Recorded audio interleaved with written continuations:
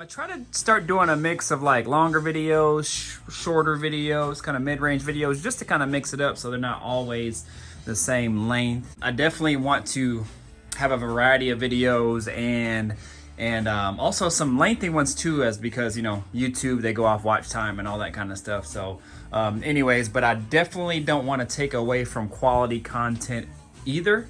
So, but I think a lot of messages and things can get across in a short period of time too.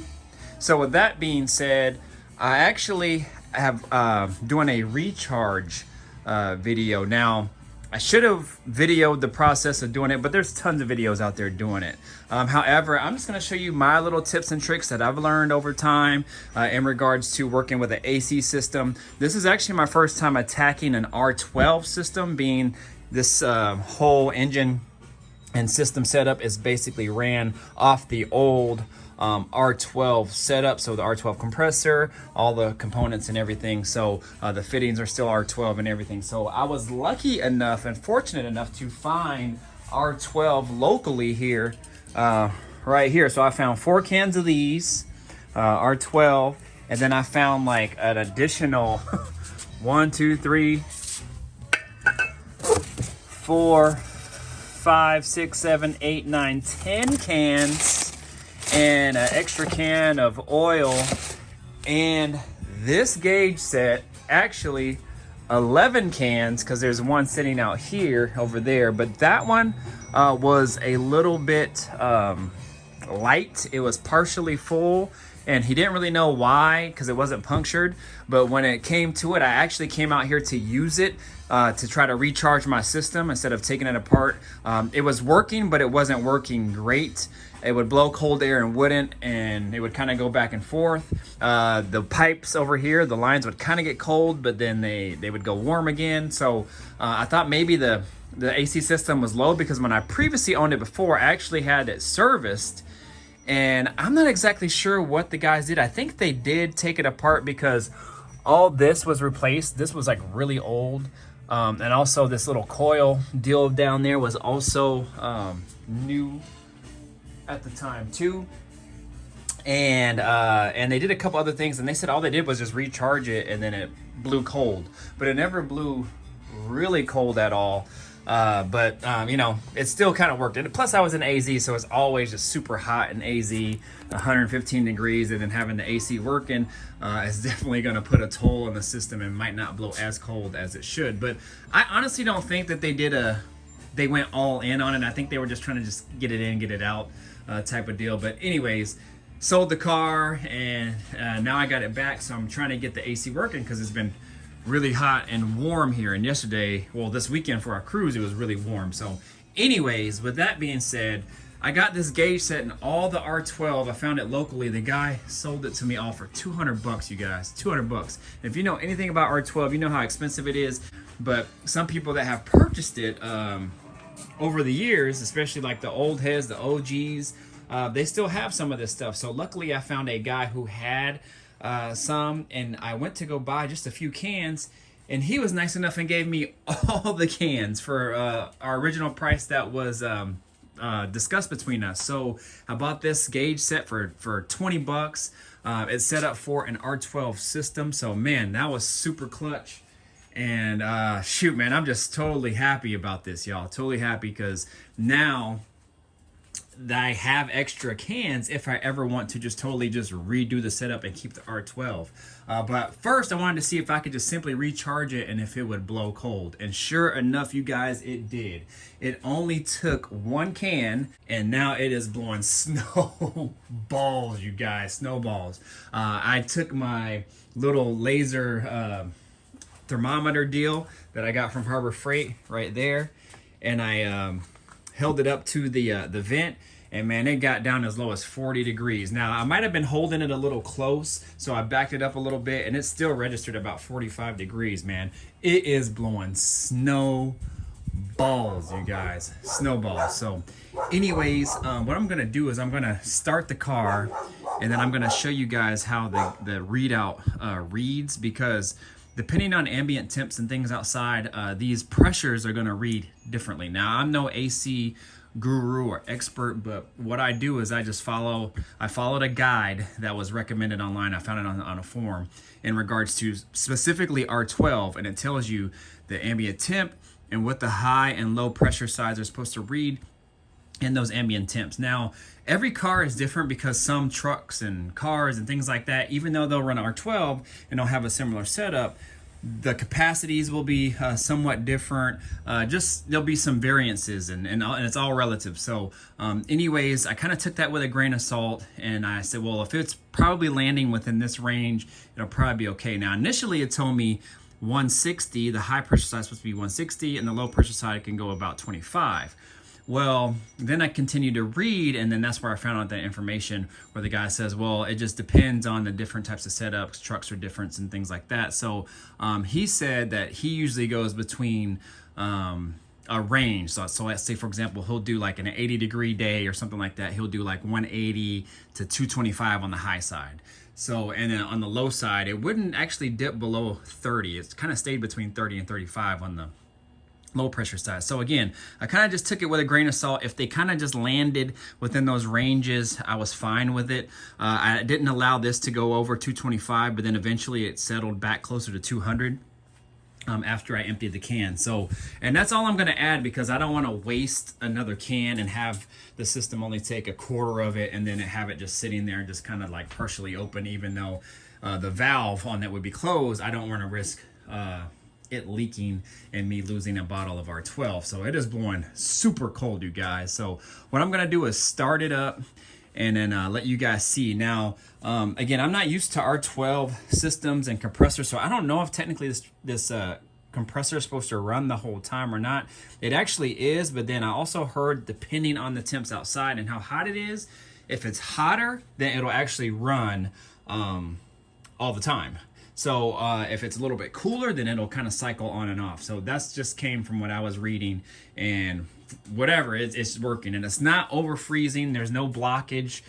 There's just the right amount of condensation on the lines there. Man, it is working solid, you guys. So I'm really happy about this. I probably did myself some good by getting it serviced some time ago to try to get it working. The only thing that I have to do is I gotta fix the blend door, because the blend door is not allowing it to fully open and close and direct the heat where it should go. So sometimes it'll come out the vents, but most of the time it comes out the bottom vent. All right, you guys, so this is a cut in the video. I kind of figured out where and why the air wasn't supposed to go where it's supposed to go. And that was because on the bottom here, and you can't see it because I already fixed it, way tucked under there, way up behind the speaker and next to the heater box is a kind of like a little suction piece. And there's a vacuum line and a hose connected to it. And I think what it does is once you select where you want the air to go, whether it's the heater on the floor, the vent, or the defrost, it sends a vacuum to that particular portion of it. And I think that little piece kind of opens and closes this like little suction door. There's like a little door that opens and closes. And so depending on which part of the selector switch you switch or want on, I think that piece kind of determines or helps where the air goes. And it wasn't getting a good seal. So that little suction cup, it's like a cup, it has an O-ring around like a little perch, and that cup slides onto that O-ring, and well, the inner part of the cup slides into the O-ring, and that's what keeps that cup on. Well, the O-ring was like either old or just really too small. It's this black one right here. And so I had a bunch of these O-rings, and I had one similar in size, and as you can see, this green one is a little bit thicker than that black one. So that actually did the job. And so I put that green one on. I put just a little bit of a WD-40 around it so that suction piece would, or that suction cup would slide over it nice and easy and then get a good seal. And then that seemed to make this system operate far better. It's still not 100%. Sometimes when I select it, it won't go to vents right away or defrost, whichever one I select. But I noticed when I open and shut the hot and cold side of the blend door, like say I select defrost and it's still blowing out the vents. Well, I notice if I kind of like mess with the hot and cold side, that's basically the blend door that sends in the hot and cold air. If I open it a little bit and then I shut it closed, that seems to kind of like block off the air and then seal it better, and then all of a sudden it gets vacuumed to where it's supposed to go, and then it works. So yeah, I mean, with these old cars, you know, there's a lot of these little tricks and little things that you have to do to kind of get stuff to work sometimes, and that's it. So and I've actually had to do that on many of my cars before, so that's why I tried it, and lo and behold, it worked. So anyways, it's working far better, and it's blowing the air where it's supposed to blow now, especially since I sealed up that little suction vacuum cup down there. I don't even know what it's called really, and it's blowing the air really hard where it's supposed to go, so that is perfect. So anyways, just wanted to cut in the video and kind of just let you guys know that I fixed that portion of the system. Anyways, let me go ahead and turn this on. Should start right up. Oh, actually, let me make sure the valves are all set. So that's my electric fan. I have my electric fan on. So let me make sure this is all closed. Good. Start this up.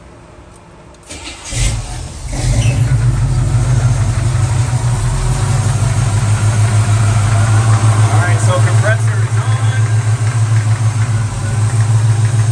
Pressures are, again, reading is kind of starting. This is the high side, so it's climbing. Kind of staying right over 200, but as long as it didn't go over that 225 mark, I was happy. This is kind of staying 40-ish. Again, it's a little bit hotter, so it might read a little higher, and that's okay. But the main thing, it is blowing super cold, you guys. I mean, this is already getting really cold. Let's see if I can get a reading on it. Like, I can already feel the cool air in there, even with the top down. Let's see. It might not let me get a good reading on it. Yeah, let's see this line. Yes, I can see that line. And it's not giving me a good reading just because there's hot air under here too, but I'll take it inside.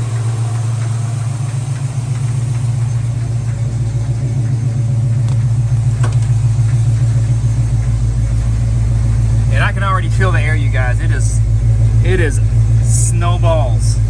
So I'll try to, oh, hold on.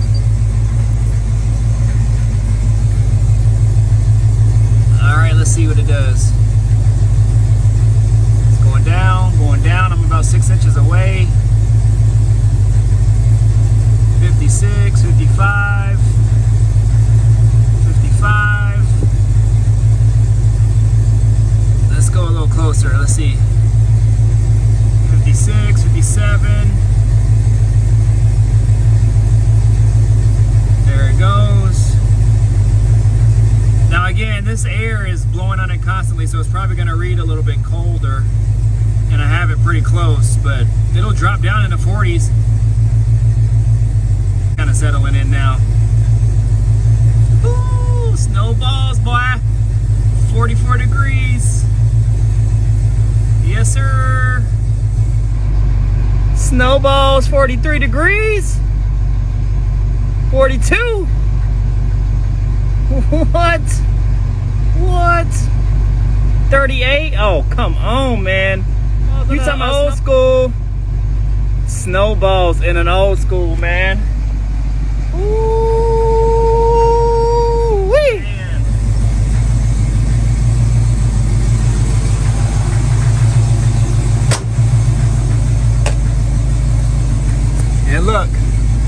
Engine tips are good, just about 190. Yep. We solid, you guys. I'm gonna go ahead and turn it off. So I've always heard R12 is a lot colder than 134. On my Caprice, my temps weren't getting that low. But they're low, but they weren't getting that low, at least from what I can remember. But man, for a system this old, and I'm not sure exactly what I don't think they replaced the condenser. I mean, obviously that's original. I don't know if they replaced the dryer or not. I don't remember paying for any of that, but I mean, I could have. I mean, like I said, that was 10 years ago or more. I don't think they replaced the evaporator or anything like that. So I don't know, you guys. Hopefully, I'm hoping that they replaced the orifice tube, because that small little orifice tube filter can make or break a system, because a lot of stuff filters through there. It can get debris in it and whatnot, and it can get backed up. And if that happens, then it won't allow the refrigerant to flow as efficient as it should or can. So, but anyways, man, this all was a come up, y'all. I'm super happy about it. Again, I know it's not a how-to, but there's tons of how-tos out there on how to recharge an AC system. But for specifically an R12 system, you do need these specific fittings. They're these screw-on style fittings, because they all have like this type of nipple on the end, and it's different from 134, because 134 they have the snap-on style fittings, and also one fitting is bigger than the other. So this one, on this particular setup, on mine, the low pressure side is over closer towards the evaporator, the AC box, and then my high pressure side is actually on the compressor itself.